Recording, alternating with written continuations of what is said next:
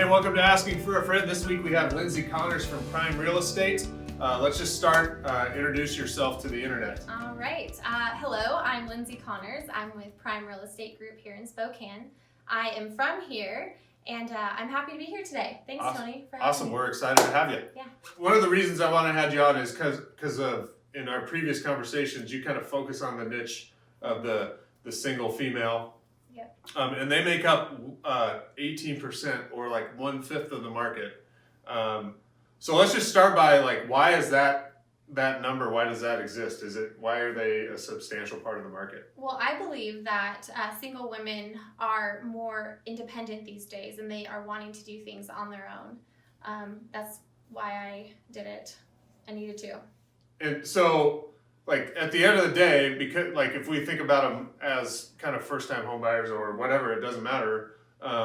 There's lower down payment options. So like it's affordable to do it on your own. Like you don't have to have a huge down payment. You don't have to have perfect credit.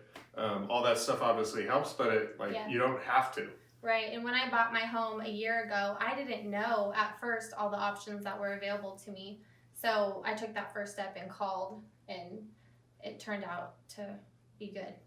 I think that's it. Like not only for single women, but for everybody is like, you don't necessarily know. Like call someone and ask. Yeah. Just ask a question. Start the conversation. Yeah, exactly. And that's what I had to do to be able to get into a situation that I was comfortable with. Let's just tell them what your experience, the people watching, what your experience was like doing it on your own. Yeah, so when I purchased my home a year ago, I was living in a 2-bedroom, 1-bath apartment with my son and 2 dogs, and was paying almost $1,200 a month in rent. And so I called my lender, got all my ducks in a row, and overcame hurdles that would have arose in the loan process. And I found a house, made an offer, and I got it because I was ready. So you mentioned hurdles.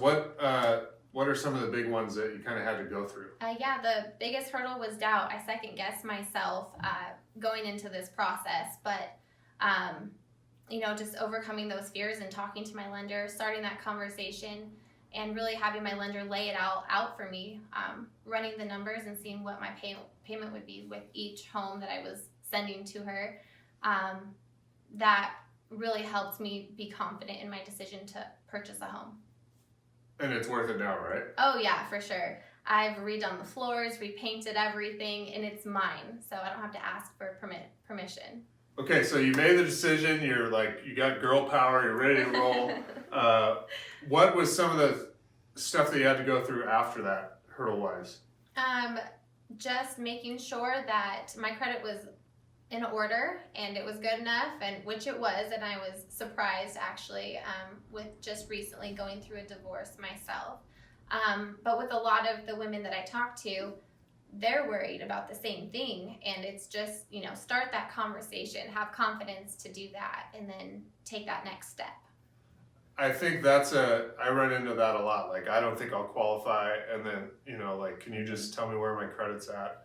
And it's like, you're fine. Like, you're in pretty good shape. And I think it goes back to that doubt thing. Like you said, like, I have all these doubts, and credit's an easy way to say, this is not it. You go on Credit Karma and it either says it's really good or really bad, and ours is different, Right. So what are some of the things the single income home buyer needs to consider as they're going through this process? I would say the bigger picture, make sure you know what utilities are going to be, what your other bills are, cell phone, truck, fuel, groceries, all of that. Just knowing where you're at financially is something you have to consider. I think that's not only obviously, and I think a lot of this advice goes to obviously every category of home buyer, Yes. but is like, get pre-approved for a monthly payment. Think about your monthly payment, not like, I'm pre-approved for $78 million and like, well, you have to pay a mortgage that's that much. So Right. It is about the monthly payment and like you're saying, your total monthly output. Yes, it does make a difference. So you're going to want to make sure that all your ducks are in a row. And you may be approved for $300,000, but you may only want a payment that's at $200,000. So we as lenders and like realtors, we're always like, hey, why do you rent? It's dumb and all these kind of things. And you know, buying's way better. But like, tell your story. Like, why has it been better for you? If it has, I'm assuming it has. It has been. No, as a single income household, we have to be really smart with where money's going. And so if I'm paying $1,200 in rent, I might as well be paying $1,200 on a mortgage. It's also benefited my son and I because it's a safe place for us. Has it, so the cost, you kind of said this, but like the costs have been about the same? Yes, they have. It's very comparable with even utilities in an apartment. It's comparable with what I have right now. And then I think one of the issues I think that maybe like causing doubt is like, well, I'll never get what I really want in a house. No. Which, you know, like homes are in Spokane are a little bit overpriced, right? But so is rent. Yep. Do you feel like you got your money's worth, or how do you kind of view that? I do feel like I got my money's worth. I mean, the house isn't perfect, but it's perfect for my son and I right now in this stage of the game. So I'm excited to build on it and down the road just get something else. And at the end of the day, like it's like the first home you buy is not always the dream home, No, right? It's about it's like not. you buy that home and you sell it and you make a little money, Yep. and then you buy a little bit bigger house, and Exactly. that, you know, you kind of go through that cycle throughout your real estate life. Yes, you do. Okay, so we always ask, what's your favorite place to eat or grab a drink in Spokane? Yeah, so I'd say Hogwash in downtown Spokane. Great atmosphere, great drinks. They're crafted, and that's what I like about them. Any recommendations? I cannot remember the names of the drinks, but I don't normally like whiskey, but the way that they make it makes me like it. Perfect. Hey, thanks for joining us. Thanks for having me. Awesome.